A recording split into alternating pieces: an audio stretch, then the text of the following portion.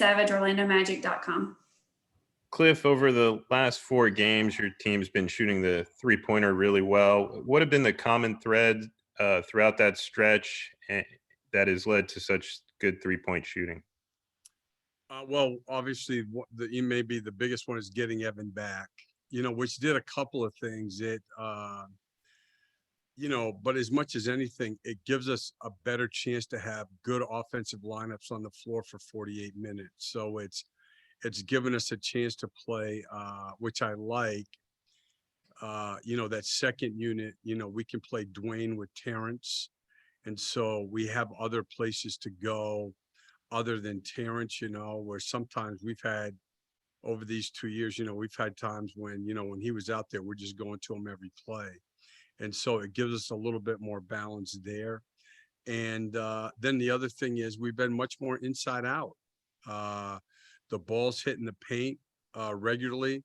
And we've taken more threes in this stretch.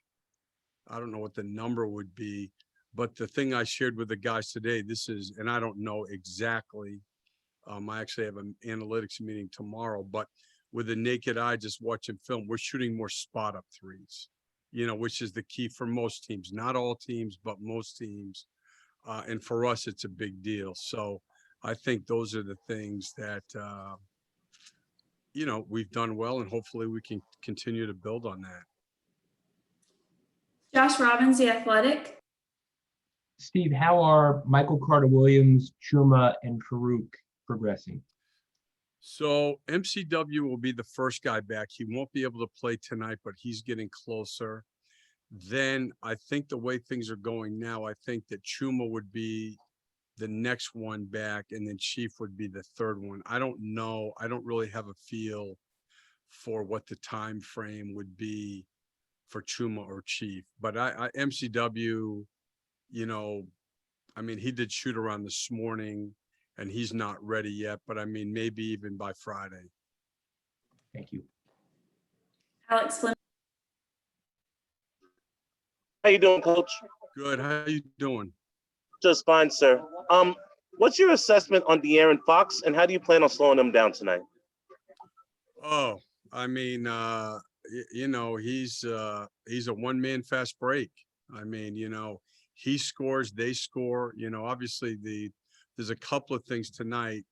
Is they get to the free throw line, and he lives in the paint, which sets up so much of their three-point game, and it starts in transition where he's got such incredible open court speed and the ability to get in the paint. If there's any room there, he's going to crack it, and they all play off him, so that's where they get a lot of their spot outs, and we have to try to take those away.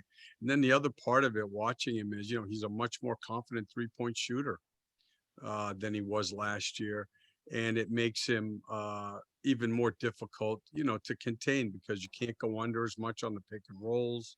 And, he's a handful. He's a terrific player. Dan Savage.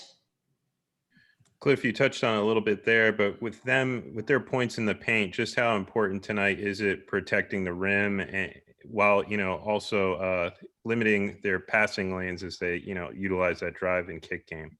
Yeah, no question. And again, to me, it all works together. And this is where, we have to take a step defensively. One, getting our defense set, which we've been very average at so far this year, something that's been a real strength in the last 2 years. And two, it's, the rim protection and where we get the numbers, but it's paint protection to me, is limiting penetration. Even a team like ours where they have so much three-point shooting, again, it comes down for the majority of them is the spot ups, and most of those spot ups are inside out. So the better job we can do in limiting penetration, which with their team is difficult, then it gives us a better chance to get to those spot up guys. And so, like a guy like Buddy Hield, if he gets going, which he's done against us in the past early in the game, then he can have a huge night.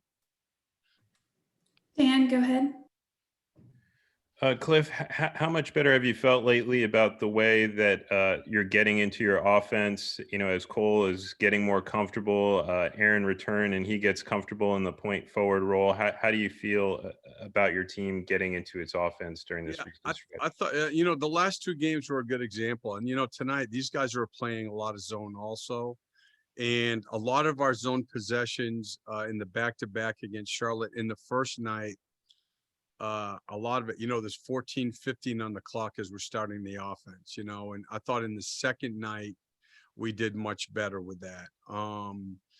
You know, we did more today. We had yesterday off because of the back-to-back. We'll practice tomorrow. But that's one of the big emphasis. It's, you know, again, you know, you guys can just grab the numbers, you know, look at the numbers, you know, like when you start your offense at 20-19, you're going to have a much better chance to get the ball penetration, get the ball going towards the basket than you are when you start at 15 or 16. And it's something that we have to continue to work at. Final questions for Coach? Thanks, Coach.